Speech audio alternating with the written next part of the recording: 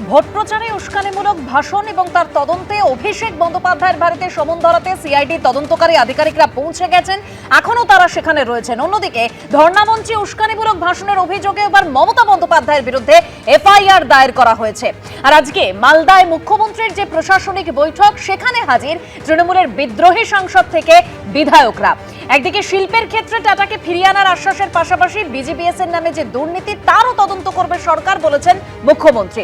এ নিয়ে আমরা আলোচনায় আসবো। স্টুডিওতে তার জন্য অতিথিরা রয়েছেন। তবে শুরুতেই যে ছবি আপনাদের সামনে তুলে ধরবো, ভোট প্রচারে উস্কানিমূলক ভাষণ যার তদন্তে অভিষেক বন্দ্যোপাধ্যায়ের বাড়িতে সিআইডি তদন্তকারী আধিকারিকরা রয়েছেন। দুই প্রতিনিধি সেখান থেকে আমার সঙ্গে রয়েছেন, ময়ূক ঠাকুর চক্রবর্তী এবং সন্দীপ সরকার। প্রথমেই ময়ূক।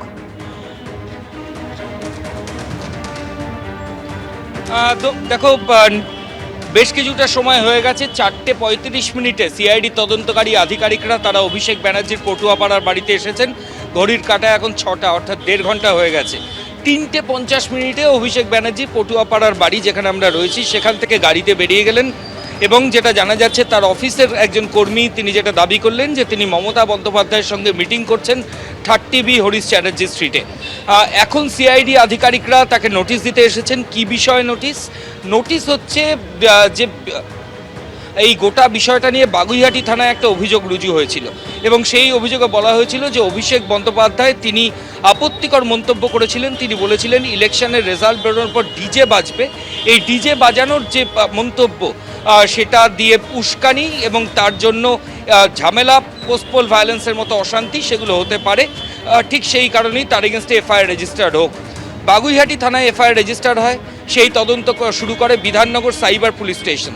এরপর বিধাননগর সাইবারের থেকে সিআইডি, আমার ঠিক দেখো পেছনে যারা অফিসিয়ালসরা রয়েছেন, সিআইডি তদন্তকারী আধিকারিকরা এই তদন্তের দায়িত্ব নেন এবং আজকে সিআইডির অফিসিয়ালসরা এই মামলাতে অভিষেক ব্যানার্জিকে নোটিশ করতে এসেছেন। আগামী সপ্তাহে তাকে এই মামলায় জিজ্ঞাসাবাদ করতে চান সিআইডি তদন্তকারী আধিকারিকরা। একদম তুমি যেরকম বলছিলে, আগামী সপ্তাহে এই মামলায় অভিষেক বন্দ্যোপাধ্যায়কে সিআইডির আধিকারিকরা জিজ্ঞাসাবাদ করতে চান। গতকাল আমরা দেখেছি একেবারে সই জালিয়াতি, বিধায়কদের যে সই জালিয়াতি কাণ্ডে 5.5 ঘন্টা ভবানী ভবনে তাকে জিজ্ঞাসাবাদ করা হয়। আবার তাকে আগামী রবিবারও তলব করা হয়েছে। তবে এই মুহূর্তে একেবারে এই ভোট প্রচারে উস্কানিমূলক যে মন্তব্য, তারই তদন্তে সিআইডির আধিকারিকরা অভিষেক বন্দ্যোপাধ্যায়ের বাড়িতে পৌঁছে গিয়েছেন। তারা সেখানে রয়েছেন। আরেক প্রতিনিধি সন্দীপ সরকারও সেখানে রয়েছেন। সন্দীপ, দেখো, এখনো পর্যন্ত অভিষেক বন্দ্যোপাধ্যায়ের বাড়িতে ফেরার কোনো লক্ষণ দেখা যাচ্ছে না। অন্তত আমরা যেটা দেখলাম যে আমার ঠিক পিছনে যে ভিড়টা রয়েছে এটা স্থানীয় তৃণমূল কংগ্রেসের কর্মী সমর্থকদের ভিড় এবং এই ভিড়ের মধ্যেই ছিলেন তৃণমূল কংগ্রেসের প্রাক্তন রাজ্যসভার সাংসদ শুভাশিস চক্রবর্তী। তিনি তাকে ডেকে পাঠানো হলো মমতা বন্দ্যোপাধ্যায়ের বাড়িতে। তিনি এখান থেকে রওনা হয়ে মমতা বন্দ্যোপাধ্যায়ের বাড়িতে গিয়েছেন। অন্যদিকে তৃণমূলের কর্মী সমর্থকেরা তারা এখানে অভিষেক বন্দ্যোপাধ্যায়ের বাড়ির সামনে জড়ো হয়ে রয়েছেন। বাড়ির থেকে কিছুটা তফাতে সেখানে সিআইডি টিম তারা এখনও দাঁড়িয়ে রয়েছেন, তারা অপেক্ষায় আছেন। এখনও নোটিশ সার্ভ করা হয়নি। যে মামলায় অভিষেক বন্দ্যোপাধ্যায়কে গতকাল ভবানী ভবনে যেতে হয়েছিল, হাজির হতে হয়েছিল, সেই মামলা আলাদা। আজকে যে মামলায় সিআইডি এসেছেন সেটা অন্য মামলা। তাকে গতকাল যে মামলায় অভিষেক বন্দ্যোপাধ্যায় ভবানী ভবনে গিয়েছিলেন সেই মামলায় রবিবার তাকে হাজিরা দিতে বলা হয়েছে। আর আজ যে মামলায় এই মুহূর্তে সিআইডি টিম এসে পৌঁছেছেন সেই মামলার নোটিশ আবার তাকে ধরানো হবে, অন্যদিন তাকে হাজির হতে হবে, এমনটাই কিন্তু এখনও পর্যন্ত ঠিক রয়েছে। এখন অভিষেক বন্দ্যোপাধ্যায় কতক্ষণে বাড়িতে ফেরেন সেটা দেখার বিষয়। পাশেরই যেখানে তার বাড়ি তার ঠিক পাশেই মুখ্যমন্ত্রী থাকাকালীন মমতা বন্দ্যোপাধ্যায়ের যে নিরাপত্তা বাহিনী তারা সেখানে ওই গলির মুখে থাকতো। এখন সেই নিরাপত্তা নেই। এখন এই মুহূর্তে আমরা যেটা কিছুক্ষণ আগেও দেখলাম যে সিআইডির যারা আধিকারিকরা রয়েছেন তাদের মধ্যে 1-2 জন তারা মমতা বন্দ্যোপাধ্যায়ের যে বাড়ির গলি রয়েছে সেখানে তারা গেলেন। তবে তারা মূলত অভিষেক বন্দ্যোপাধ্যায়ের কালীঘাটের পটুয়াপাড়ার বাড়ির গলির মুখেই তারা অপেক্ষায় রয়েছেন এবং তারা অপেক্ষা করতে চান অভিষেক বন্দ্যোপাধ্যায়ের হাতে নোটিশ ধরানোর জন্য। একদমই সন্দীপ, অর্থাৎ 1.5 ঘন্টা হয়ে গেছে, এখনো সিআইডি তদন্তকারী আধিকারিকরা অভিষেক বন্দ্যোপাধ্যায়ের বাড়িতে রয়েছেন। অভিষেক বন্দ্যোপাধ্যায় ঠিক কি মন্তব্য করেছিলেন শোনাবো। 4 তারিখ মমতা বন্দ্যোপাধ্যায় যতই উদার হোক, আরামবাগের স্টিয়ারিং আমার হাতে থাকবে।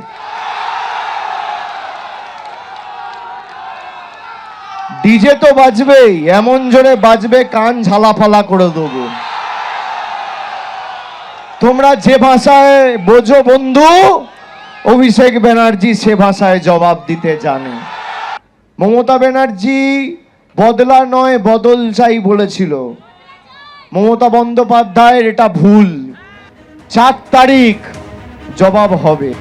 একদম অভিষেক বন্দ্যোপাধ্যায়ের এই মন্তব্য, ডিজে বাজার মন্তব্য, ভোট প্রচারে উস্কানিমূলক ভাষণ, যার তদন্তে এবার সিআইডি তদন্তকারী আধিকারিকরা। অভিষেক বন্দ্যোপাধ্যায়ের বাড়িতে তারা রয়েছেন, 1.5 ঘন্টার বেশি সময় হয়ে গিয়েছে। অফিলিয়াদি বড় বড় কথা বলেছিলেন তো, ডিজে টিজে বাজাবেন। উনি তো আসলে রাজনীতি কি বোঝেন না, 2-4টে কথা বলে আইপ্যাক নির্ভর একটা দল গঠন করেছিলেন, মাটিতে নেবে রাজনীতি কোনোদিন করেননি। তো এই বড় বড় কথাগুলো বললে এগুলো যে আইনত অপরাধ সেটা ওনার তো হুঁশ নেই। এবার তো ওনাকে সামান ধরতে হবে। আর এত বড় বড় তো বাঘের মতো কথা বলেছিলেন, কিন্তু আমরা গতকাল দেখলাম দিল্লি থেকে যখন তাকে তলব করা হলো 6টার মধ্যে এসে হাজিরা দিলেন, সেটা একেবারে বাঘের বদলে দেখলাম বেড়ালো না, ইঁদুরের মতো সুরসুর করে এলেন।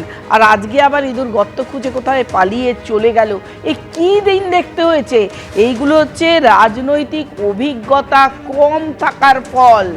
আইপ্যাক নির্ভর দল আর হাম ক্যা হ্যায়, এই ব্যাপারটা, এই যে একটা সরাসরি গুন্ডারাজের মতো কথাবার্তা, এইটা কেউ মেনে নেয় না। আর তার শাস্তি তো পেতেই হবে। এখন তো আইনের শাসন আছে।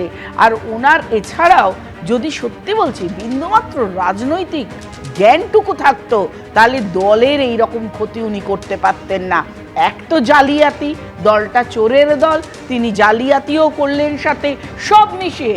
এই জালিয়াতি যেমন একদিকে, আর ভোটের আগে যে একেবারে সিংহের মতো গর্জন করলেন, এই দুটো বিষয়। একদিকে উস্কানিমূলক ভাষণের তদন্তে, মানে অর্থাৎ মামলার তদন্তে যেরকম অভিষেক বন্দ্যোপাধ্যায়ের বাড়িতে সিআইডি তদন্তকারী আধিকারিকরা, অন্যদিকে ধর্ণা মঞ্চে উস্কানিমূলক ভাষণ এবং তার সেই জন্যই হেয়ার স্ট্রিট থানায় তৃণমূল নেত্রীর বিরুদ্ধে এফআইআর দায়ের হয়েছে। ধর্ণা মঞ্চে উস্কানিমূলক ভাষণের অভিযোগে এই এফআইআর দায়ের হয়েছে হেয়ার স্ট্রিট থানায়। একটি সম্প্রদায়কে নিয়ে উস্কানিমূলক ভাষণ, 3টি ধারায় মমতা বন্দ্যোপাধ্যায়ের বিরুদ্ধে এফআইআর দায়ের হয়েছে। সাম্প্রদায়িক সম্প্রীতি নষ্টে উস্কানি দেওয়ার অভিযোগ রয়েছে মমতা বন্দ্যোপাধ্যায়ের বিরুদ্ধে। ঠিক কি বলেছিলেন মমতা বন্দ্যোপাধ্যায়, শোনাবো। আমরা আছি বলে না আপনারা সবাই ভালো আছেন, আর যদি আমরা না থাকি কোনোদিন সেরকম আসে 1 সেকেন্ড লাগবে। একটা কমিউনিটি যখন জোট বাঁধে না, ঘিরে ফেললে 1 সেকেন্ডে দেবে একদম 12টা বাজিয়ে। যদি নিজেদের 13টা বাজাতে না চান, বিজেপির অপপ্রচারে কেউ ভুল বুঝবেন না। প্রদীপ্ত না, আমি অফিলিয়াদিকে ধন্যবাদ দেব যে এই ধরনের ভাষণ, ঘৃণা ভাষণ, এই ধরনের ভাষণ, আইন বিরুদ্ধ ভাষণ, কেউ ইঁদুর, কেউ লেজ গুটিয়েছেন বা রাজনৈতিক অপক্বতা, এই ধরনের কথা তিনি বললেন, তাতে আমার খুব ভালো লাগলো। এবং সঙ্গে সঙ্গে কতগুলো ছবি মাথায় চলে এলো যে এই ধরনের ভাষণ বা এই ধরনের চোরের ব্যাপার স্যাপার যারা বলছেন, কাকলি ঘোষ দস্তিদারের বিরুদ্ধে সেটা কি হবে, সেটা কি আলাদা হবে? বা যেটা আমরা দেখেছিলাম 24 সালের জানুয়ারি মাসে যাকে চোর বলা হয়েছিল, তিনি যখন আজকে মন্ত্রিত্ব পাচ্ছেন, সেক্ষেত্রে কি হয়? আর সত্যি এই ধরনের ভাষণ খুব ঘৃণা ভাষণ, যে ঘৃণা ভাষণের বিরুদ্ধে আইনি ব্যবস্থা নেওয়া উচিত। এটা শুনবে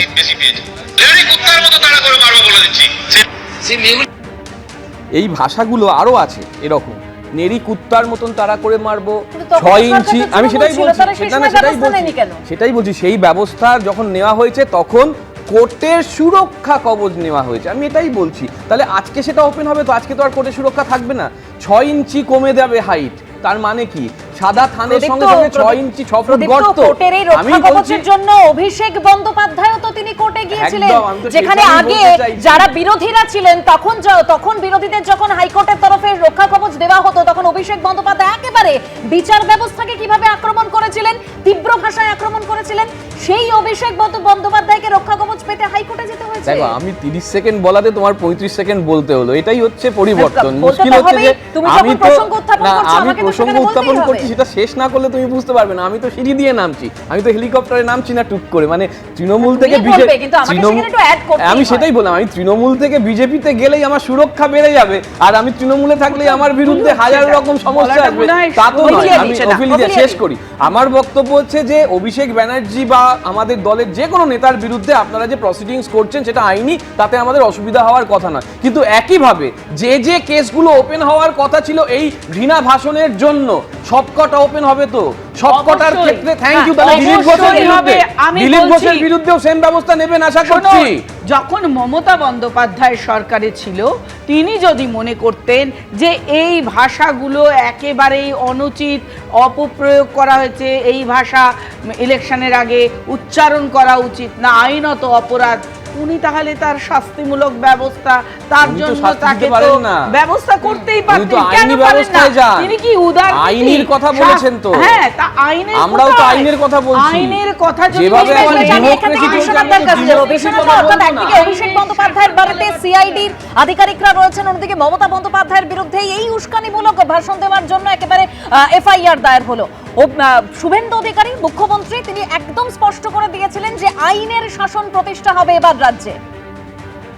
আমার তো মনে হয় যে সঠিক পদক্ষেপ একটা হলো, এর আগে ইলেকশন কমিশনের উচিত ছিল অভিষেক বন্দ্যোপাধ্যায়ের ওই বক্তৃতা যখন আরামবাগে করেছিলেন, তখন ইলেকশন কমিশনের তরফ থেকে চিঠি যাওয়া উচিত ছিল, সতর্ক করা উচিত ছিল, প্রয়োজনীয় ব্যবস্থা নেওয়া উচিত ছিল। দেরিতে হলেও নতুন সরকার ব্যবস্থা মানে অন্তত উদ্যোগ নিয়েছে। এবং একই সাথে আমি এই প্রশ্নটা রাখতে চাই, এটা কালচারের পরিণত করেছিল তৃণমূল কংগ্রেস, যেখানে বিরোধীরাও কিন্তু সুযোগ পেয়ে যেত এই উস্কানিমূলক বক্তব্য রাখার। বারবার তোমার স্টুডিওতে আমি বলেছি যে এটা একটা মানে যে ভার্বাল যে উস্কানি, এর ফলে সাধারণ কর্মী সমর্থকরা আরো বেশি মানে দুঃসাহস দেখান এবং হিংসার রাজনীতির সাথে জড়িয়ে পড়েন। এটা তো কোনো কাম্য হতে পারে না। কিন্তু মমতা বন্দ্যোপাধ্যায়, অভিষেক বন্দ্যোপাধ্যায় ধরেই নিয়েছিলেন যে তারা কোনোদিন পরাজিত হবে না, অপরাজেয়, মানে তারা যা ইচ্ছে তাই বলতে পারেন। 2021 সালের বিধানসভা নির্বাচনের পরে মাত্র 5 দিনের মধ্যে 54 জন বিজেপি কর্মী সমর্থকের মৃত্যু ঘটেছিল এবং যে অত্যাচার হয়েছিল, মানুষকে হাজার হাজার মানুষ বাড়িচারা হয়েছিল, তার কিন্তু সেইভাবে প্রতিবিধান সিবিআই তদন্ত করেও সেইভাবে হয়নি। বা একইভাবে তৃণমূল কংগ্রেস তো রাজধর্ম পালন করতে পারতো, তার সরকার ছিল। এবং যখন আমি এগুলো প্রশ্ন তুলতাম আমরা, যে তৃণমূল কংগ্রেসের একের পর এক নেতা, সে অনুব্রত মণ্ডল হতে পারে, সে উদয়ন গুহ হতে পারে, যে ভাষায় তারা কথা বলতেন তার প্রত্যেকটাই কিন্তু আইনের ভাষায়, আইনের দিক থেকে কিন্তু অপরাধ ছিল। কিন্তু তৃণমূল কংগ্রেস সরকার চুপ করেছিল। একইভাবে তৃণমূল কংগ্রেস সরকার আমি দেখেছি সেই সময় যারা বিরোধী ছিলেন তারা যদি কোনো উস্কানিমূলক বক্তৃতা করেছেন তাদের বিরুদ্ধে ব্যবস্থা নিতে পারেনি, কারণ তার দলের একের পর এক নেতা যে উস্কানিমূলক বক্তৃতা করত, একের পর এক ভাষণ দিত এবং বিরোধীদের উপর অত্যাচার করতো, তার ফলে কিছুটা ছাড় বিরোধীদেরও দিতে হয়েছে। কিন্তু আজকে আইনের শাসন যখন মাননীয় মুখ্যমন্ত্রী শুভেন্দু অধিকারী কার্যকারী করতে চাইছেন, তখন অবশ্যই প্রথম যে যারা একদম মাথা ছিল, মাথা পর্যন্ত যেতে হবে এবং সঠিকভাবে একেবারে সেই প্রশ্নটা সেই সময় বারবার উঠতো যে মাথা পর্যন্ত পৌঁছানো সম্ভব হবে কিনা। আজকেও রবীন্দ্রনাথ বাবু, শুভেন্দু অধিকারী এই যে প্রশাসনিক বৈঠক, সেখানে তিনি একদম স্পষ্ট করে বলেছেন যে আর যেন শামশেরগঞ্জ, মোথাবাড়ি, বেলডাঙ্গার মতো ঘটনা না ঘটে, অশান্তি বন্ধে একেবারে কড়া বার্তা দিয়েছেন। দেখুন, এই যে অভিষেক বন্দ্যোপাধ্যায় যে কথাগুলো বলেছিলেন বা মমতা বন্দ্যোপাধ্যায় যে কথাগুলো বলেছেন, শুধু ঔদ্ধত্য থেকে তো নয়, ঔদ্ধত্য তো আছেই। তারা তো ভেবেইছিলেন যে এটা অপরাজেয় থাকবেন, কেউ কোনোদিন তাদেরকে টলাতে পারবে না এবং যা খুশি তাই বলবেন, আইনের ঊর্ধ্বে তাদের কথাই গৃহীত হবে। কিন্তু তারা করতেন এটাকে ভোট ব্যাংকটাকে মোবিলাইজ করবার জন্য, অর্থাৎ বিরোধী পক্ষের যারা ভোটার তাদেরকে ভয় দেখানোর জন্যে ওইখানে দাঁড়িয়ে দাঁড়িয়ে ডিজে বাজাবো বা শ্মশানের চুল্লি বানাতে হবে, তার কারণ বিরোধীরা হার্ট অ্যাটাক হয়ে মরে যাবে। এইসব কথাগুলো বলা মানে বিরোধীদের ভয় দেখানো এবং অন্যদেরকে উস্কানি দেওয়া, যাতে তারা এই ভয়টা তারা নিচু স্তরের কর্মী যারা আছেন তাদের মধ্যে অনুপ্রেরণা দিতে পারেন, যাতে ভবিষ্যতে তারা ওই এলাকার যারা সমর্থক আছে বিরোধী দলের, বিজেপি, সিপিএম, কংগ্রেস বা আইএসএফ, তাদের সবাইকে নির্মূল করার হুঁশিয়ারি, নির্মূল করার, খতম করে দেওয়ার হুমকি ধমকি, এই সমস্ত কিছু তারা দিতে পারেন। অর্থাৎ এটা ছিল ভোট মোবিলাইজেশনের কায়দা এবং সেই কায়দা করতে গিয়ে তারা এমন একটা জায়গায় চলে গেছিলেন কি মানে ভোট পরবর্তী হিংসা তো হতোই, কিন্তু তার আগে এইটা দিয়ে যতখানি সম্ভব ভোটটাকে মোবিলাইজ করা, যাতে বিরোধীরা, যারা বিরোধী পক্ষে ভোট দিতে যাবে তারা যাতে ভয়ে ভোট দিতে না বেরোয় এবং যদি এবারে যে আমরা ছবিটা দেখেছিলাম প্রদীপদা, যে ভয় মুক্ত হয়ে মানুষজন, সাধারণ মানুষ তারা ভোটটা দিতে গেছেন, ভোট দিতে পেরেছেন এবং ভোট দিয়ে তারা নিশ্চিন্তে বাড়িতেও ফিরেছেন। তার থেকেও দেখুন, সেটা তো অবশ্যই হয়েছে, এবং তার থেকেও বড় কথা এই যে এতগুলো উস্কানিমূলক কথাবার্তার কথা বলা হচ্ছিল, প্রদীপ্তদাও বললেন যে অন্য দলের বিজেপিরও উস্কানিমূলক বক্তব্য আছে। একটা ফারাক রয়েছে, আজকে শুধু সিআইডি চিঠি ধরাচ্ছে নয়, তৃণমূল কংগ্রেসের প্রতীকে জয়ী হওয়া বিধায়করা তারা বিক্ষুব্ধ হয়ে এই একই চিঠি অভিষেক বন্দ্যোপাধ্যায়কে ধরাচ্ছেন যে এই ধরনের কথাবার্তা, আপনাদের স্টুডিও অনেকে এসে বলেছেন বিক্ষুব্ধরা যে এই ধরনের কথাবার্তা মেনে নেওয়া যায় না। ফলে দলের নেতাকর্মীরাও তাদের এই যে উচ্চতর নেতৃত্বের এই যে কথা, উস্কানিমূলক কথা, তাতে যে খুব একটা সায় ছিল, সমর্থন ছিল এমনটা নয়। ফলে আজকে যখন দলের লোকেরাই বলছে যে এই কথাগুলো, এই উস্কানিমূলক কথাগুলো তাদের ভোট ফলাফল বা ভোটের যে পরাজয় তার জন্য একটা বড় অন্তরায় হয়ে দাঁড়িয়েছিল জেতার পথে, সেটা তো তাহলে আলাদা মাত্রা দিচ্ছে। ফলে আজকে সিআইডি যে কাজটা করছে সেটা সঠিক, তার কারণ এই কথাগুলো যে কতটা খারাপ সেটা শুধু সাধারণ লোক বলছে না, পুলিশ প্রশাসন বলছে না, তৃণমূল কংগ্রেসের প্রতীকে জেতা বিধায়করা, বিক্ষুব্ধ বিধায়করাও বলছে যে এই ধরনের কথাবার্তা রুচিশীল নয়, রুচিসম্মত নয়, এটা তাদের ভোট বাক্সে প্রভাবিত করেছে। একদম। সুকান্ত মজুমদার, এই যে প্রশাসনিক বৈঠক হলো যেখানে মুখ্যমন্ত্রী শুভেন্দু অধিকারী তিনি একাধিক বার্তা দিয়েছেন, তবে এই যে সিআইডির তরফে যে নোটিশ দেওয়া হলো অভিষেক বন্দ্যোপাধ্যায়ের বাড়িতে আবারও তদন্তকারী আধিকারিকরা পৌঁছে গেলেন, অন্যদিকে মমতা বন্দ্যোপাধ্যায়ের বিরুদ্ধে এফআইআর দায়ের হলো। সুকান্ত মজুমদার এই নিয়ে কি বলেছেন বিরতিতে যেতে যেতে আপনাদের সামনে রাখবো। মাঝখানে মমতা বন্দ্যোপাধ্যায়ের অনেক বক্তব্য, আমরা যদি না থাকি না একটি সম্প্রদায় 12টা থেকে 13টা বাজিয়ে দেবে, এরকম অনেক বক্তব্য, অত্যন্ত উস্কানিমূলক বক্তব্য তার দ্বারা হয়েছিল। এবং এই ধরনের মন্তব্যের বিরুদ্ধে কেউ যদি এফআইআর করতে চায় এফআইআর করবে, এটা তো স্বাভাবিক, পুলিশ কোর্স অফ ল অনুসারে অ্যাকশন নেবে। মালদা কলেজে আজ মুখ্যমন্ত্রী শুভেন্দু অধিকারী তিনি প্রশাসনিক বৈঠক করেন এবং সেই বৈঠকে অশান্তি বন্ধের পাশাপাশি একাধিক বিষয় কড়া বার্তা দিয়েছেন তিনি। ঠিক কি বলেছেন সরাসরি একবার জানবো। আমাদের প্রতিনিধি অর্ণব মুখোপাধ্যায় আমাদের সঙ্গে রয়েছেন। অর্ণব, আজকে যেরকম তিনি বলছেন যে শামশেরগঞ্জ মোথাবাড়ির ঘটনা যেন আর না ঘটে, এর পাশাপাশি আর কি বলেছেন মুখ্যমন্ত্রী আজ? দেখো, আজকে প্রশাসনিক বৈঠকে যেটা মুখ্যমন্ত্রী শুভেন্দু অধিকারী বলেছেন যে শামশেরগঞ্জ, বেলডাঙ্গা এবং মোথাবাড়ির ঘটনা যাতে না ঘটে আর, সে ব্যাপারে কড়া বার্তা তিনি দিয়েছেন। এবং তার পাশাপাশি তিনি বলেছেন যে বিএসএফের যে আউটপোস্টগুলো রয়েছে সেগুলোও কিন্তু তিনি যাবেন এবং সেগুলো তিনি নিজে দেখবেন। তার পাশাপাশি তিনি বলেছেন যে এখানে অনেকগুলোই বিষয় নিয়ে আলোচনা হয়েছে, যে বেশ কিছু সামাজিক প্রকল্প, যে প্রকল্পগুলোর ক্ষেত্রে দুর্নীতি হয়েছে, অন্যের কাছে চলে গেছে অ্যাকাউন্টের টাকা, সে ব্যাপারে সেই স্থানীয় বিধায়কদের, যেরকম ডোমকলের বিধায়ক হোক, জঙ্গিপুরের সাংসদ হোক, তাদের সাহায্য চেয়েছেন। তার পাশাপাশি আমরা যেটা দেখতে পাচ্ছি, তিনি বলছেন যে 50 লক্ষ মানুষের মধ্যে অ্যাকাউন্টে ইতিমধ্যেই অন্নপূর্ণা যোজনা ঢুকতে শুরু করেছে, এইভাবে বার্ধক্য এবং বিধবা ভাতা সেগুলোও ঢুকবে। এবং জঙ্গিপুর আর ডোমকলের ক্ষেত্রে তো তোমাকে বললাম। এছাড়া বলা হচ্ছে যে আয়ুষ্মান ভারত যেটা হচ্ছে, যাদের স্বাস্থ্যসাথী রয়েছে সেটা আয়ুষ্মান ভারতে ট্রান্সফার হয়ে যাবে। এছাড়া যেটা বলা হচ্ছে পরিযায়ী শ্রমিকরা তারা যেখানেই থাকুক না কেন আয়ুষ্মান ভারতের তারা সুবিধা পাবেন। চাঁচল আর গাজল পৌরসভা, এগুলোকে পৌরসভার মধ্যে নিয়ে আসা হবে। তার প্রাথমিক কাজ শুরু হয়েছে। নদী ভাঙন, সেটার ব্যাপারে বলা হচ্ছে যে সেটার ব্যাপারে কাজ করা হবে। এছাড়া হচ্ছে আরও বলা হচ্ছে যে বর্ষায় যাতে, এই বর্ষায় হয়তো কিছু করা যাবে না, পরবর্তী বর্ষায় যাতে কাজগুলো করা যায় সেই জায়গায় ভাবনা চিন্তা করা হচ্ছে। তবে মূল যেটা বলা হচ্ছে সেটা হচ্ছে এই যে শামশেরগঞ্জ, বেলডাঙ্গা বা মোথাবাড়ি, তার ঘটনা যাতে আর না ঘটে এবং সেই কারণে কোয়ার্ডিনেশন, বিএসএফ এবং পুলিশের কোয়ার্ডিনেশনটার ওপর জোর দেওয়া হয়েছে। পাশাপাশি বিএসএফের এই সেন্টারগুলো যেগুলো রয়েছে সেগুলো তিনি ঘুরে দেখবেন, এমনটাও তিনি বলেছেন। এবং আজকে মূলত এইখানে বিভিন্ন স্বাস্থ্যের বিভাগ হোক, সামাজিক প্রকল্পের বিভাগ হোক, এছাড়া হচ্ছে নিরাপত্তার বিভাগ হোক, এই সমস্ত বিষয় নিয়ে কিন্তু তিনি আজকে আলোচনা করেছেন এবং এখানে যারা সাংসদ বিধায়করা উপস্থিত ছিলেন তাদের কথাও শুনেছেন। বেশ, ধন্যবাদ অর্ণব। এই বৈঠক শেষের পর সাগরদিঘির তৃণমূল বিধায়ক বাইরন বিশ্বাস এবং জঙ্গিপুরের তৃণমূল সাংসদ খলিলুর রহমান কে কি বলেছেন শোনাবো। চাই আমাদের বিরোধী হিসাবে আমাদের কাজ না আটকালেই হলো। আমাদের শুভেন্দুদা যেভাবে চলছে আর কি মনে হচ্ছে আমাদের বাংলার এবার চেহারা উন্নয়ন, খুবই ভালো উন্নয়ন হবে, উন্নতি হবে। এবং এই বলে আমি দেখতে পাচ্ছি যে ফিউচারটা আমরা বিরোধী হিসাবে মনে হচ্ছে না যে আমরা বিরোধী, মনে হচ্ছে যে আমরাও বিজেপির একটা অঙ্গ হিসাবে, মানে বিজেপির বিধায়ক হিসাবে মনে হচ্ছে। কিন্তু যে নিয়মটা শুভেন্দুদা দেখলাম আর কি।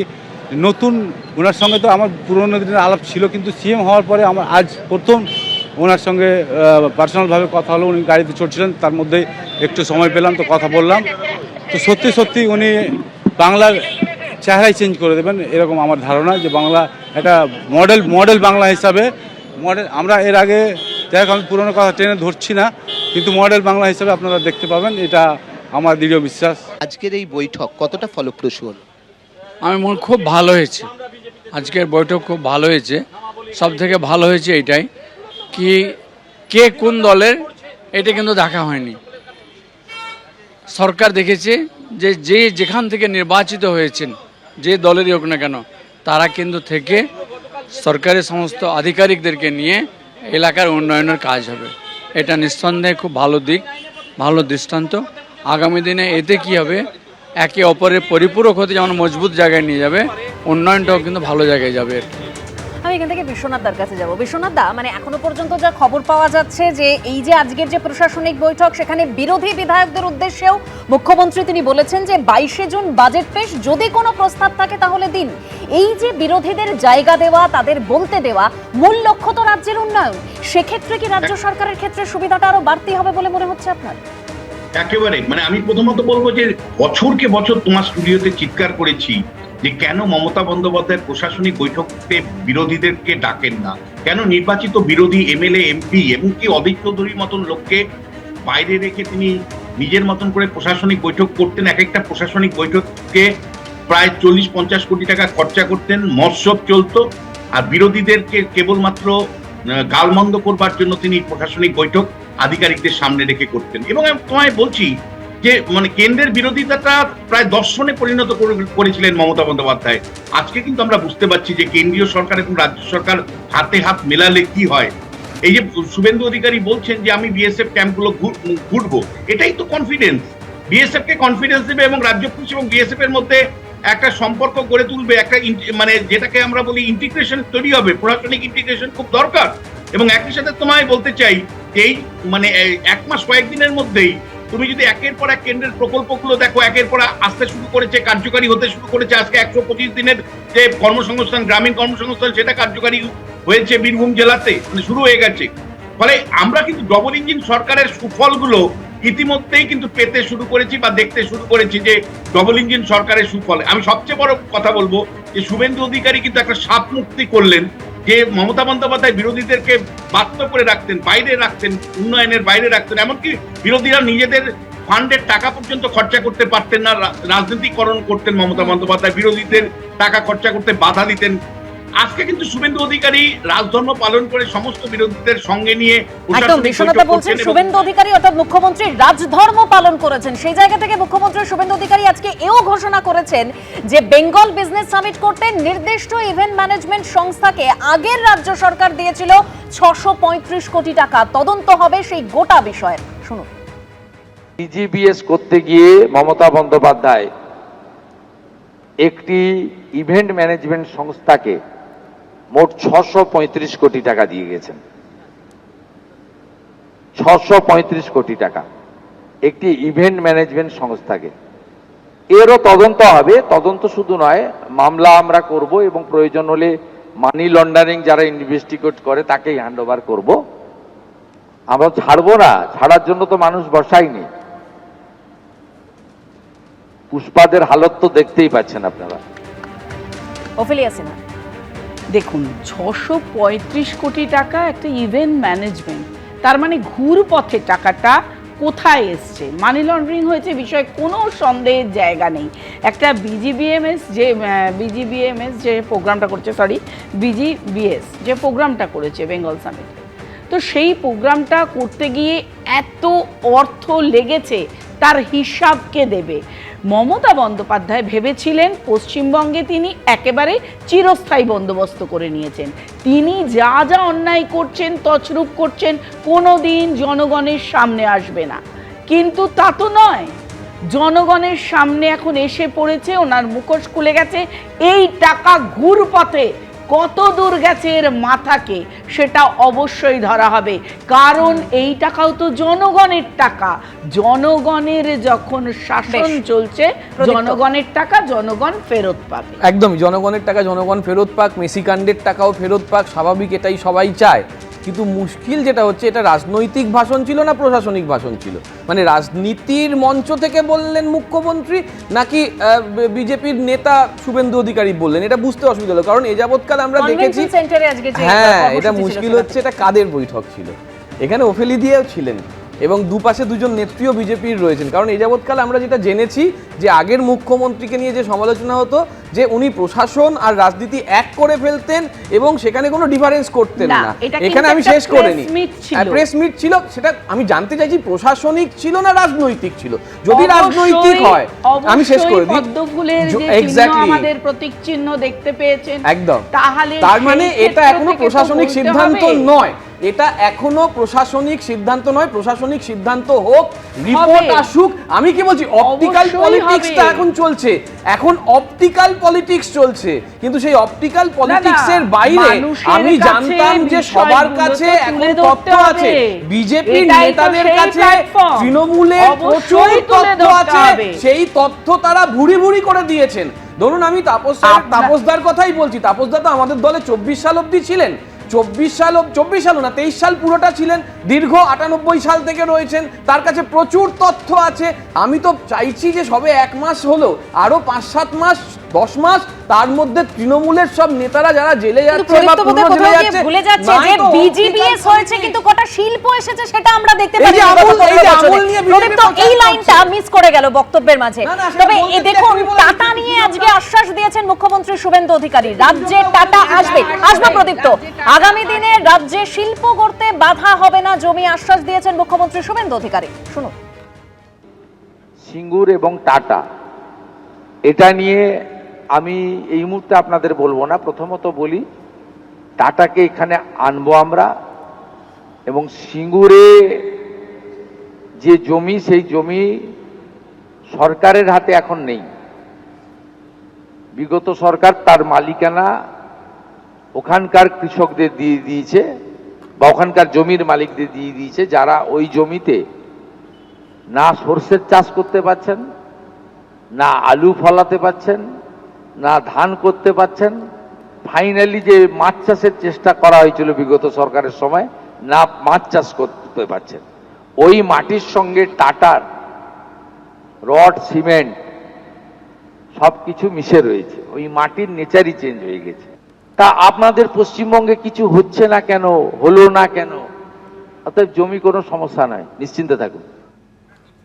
আমি এখান থেকে রবীন্দ্রনাথ বাবুর কাছে যাব। রবীন্দ্রনাথ বাবু, মুখ্যমন্ত্রী তিনি বলছেন যে আগামী দিনে রাজ্যে শিল্প করতে জমি কোনোভাবে বাধা হবে না, এবং তিনি এটাও বলছেন যে ব্যাংক কেলেঙ্কারি, অর্থ নয়ছয় বা জমি কেলেঙ্কারির সঙ্গে যারা যুক্ত তেমন কাউকে বিনিয়োগে কিন্তু অনুমতিও দেওয়া হবে না। দেখুন, সিঙ্গুরে যখন টাটা কারখানা করেছিল তখনও তো ওই নামমাত্র কিছু জমি নেওয়ার ক্ষেত্রে অনেক বিধিনিষেধ লঙ্ঘন করেছিলেন তৎকালীন সরকার, সেগুলো নিয়ে আমি বলছিলাম। কিন্তু যখন কারখানাটা তৈরি হয়ে গেল সেই সময়ে কিন্তু খুব নামমাত্র, মানে হয়তোবা 5% লোক তার বিরোধিতা করছিল, এবং যারা স্বার্থসিদ্ধি করবার জন্য এটা করছিল।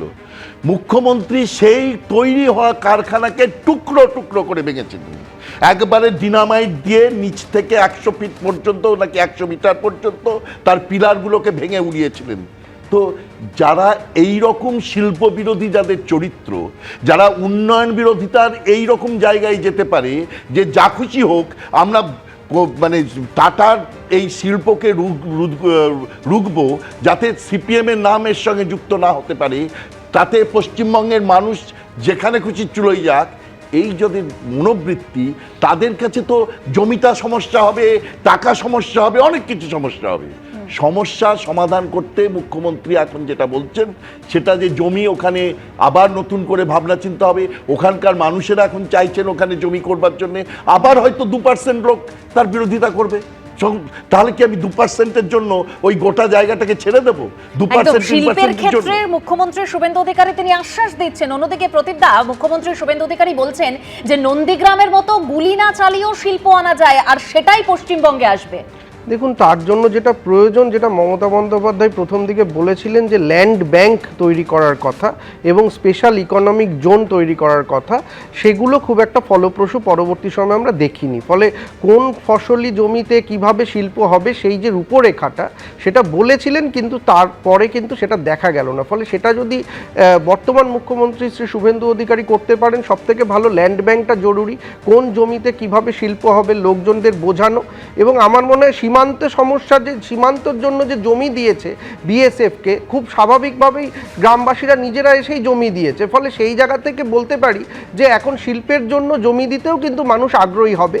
আর একটু আগে বেঙ্গল বিজনেস সামিট নিয়ে কথা হচ্ছে, আমি বলছি যে 635 কোটি তছরূপ হোক যাই হোক, তার ডবল শিল্প কোটি টাকা কি এসেছে এখানে? বিনিয়োগটা কি হয়েছে? পেপারে নয়, প্রতিশ্রুতিতে নয়, কাজে। এইটা 635-এর জায়গায় যদি আমি 1300 কোটি টাকা দেখাতে পারতাম যে হ্যাঁ আমার এখানে শিল্প শুরু হয়ে গেছে, তাহলে কিন্তু মানুষ এত দুঃখিত হতো না। আজকে মানুষ, সাধারণ মানুষ, যুব সম্প্রদায়, তারা পশ্চিমবঙ্গ ছেড়ে কেন চলে যায়? কেন? তার কারণ হচ্ছে এখানে কর্মসংস্থান নেই, এখানে শিল্প আসছে না। ফলে শিল্প বিনিয়োগ তাড়াতাড়ি হোক, জমি সঠিকভাবে এখানে দেওয়া হোক, এই যে একটা সদর্থক আশ্বাস মুখ্যমন্ত্রী শুভেন্দু সেই জায়গা থেকে মুখ্যমন্ত্রী শুভেন্দু অধিকারী শিল্পের আশ্বাস দিচ্ছেন এবং টাটাকে ফিরিয়ে আনার আশ্বাস দিচ্ছেন মুখ্যমন্ত্রী শুভেন্দু অধিকারী। বিরতিতে যাব, তবে তার আগে আপনাদের সামনে রাখবো সিঙ্গুরবাসী, তারা কি বলছেন দেখুন। মুখ্যমন্ত্রীর এই বক্তব্যকে আমি তো 100% সমর্থন করি। আমি আমাদের এই গোপালনগর পঞ্চায়েতের প্রায় 60 ভাগ জমি কৃষকরা আমরা তখন ইচ্ছুক হয়ে দান করেছিলাম শিল্প করার জন্যে। এখনও আমরা আশায় আছি, বুক বেঁধে আছি, যদি সিঙ্গুরে আমাদের এই টাটার মাঠে উনি শিল্পবান্ধব তৈরি করতে পারেন তাহলে আমরা খুব খুশি। এবার আমাদের এই সিঙ্গুরে টাটাই আসুক বা যে কোনো শিল্প আসুক, আমরা স্বতঃস্ফূর্তভাবে সহযোগিতা করব। যদি টাটা ফিরে আসে, আমরা তো টাটার জন্যই জমি দিয়েছিলাম, টাটা আসার জন্যই। আমরা তো খুব খুশি যদি টাটা আসে, আমাদের ছেলেপুলেদের বাড়ি সব ছেলেপুলেরা চাকরি পাবে, কাজকর্ম করতে পারবে। আমরা এর জন্যই তো দিয়েছিলাম জমিটা, যাতে শিল্প হয়, সব আমাদের ছেলেমেয়েরা কাজকর্ম করতে পারে, আমাদেরও সুবিধা হয়, তার জন্যই আমরা জমি দিয়েছিলাম। কিন্তু শিল্প তো হলো না, চলে গেল। তো আমরা তো এটাই চাই যে টাটা ফিরে আসুক, আর উন্নতি আমাদের সিঙ্গুরবাসী সব ভালো হোক, পশ্চিমবাংলার ভালো হোক। এবিপি আনন্দ, এগিয়ে থাকে, এগিয়ে রাখে।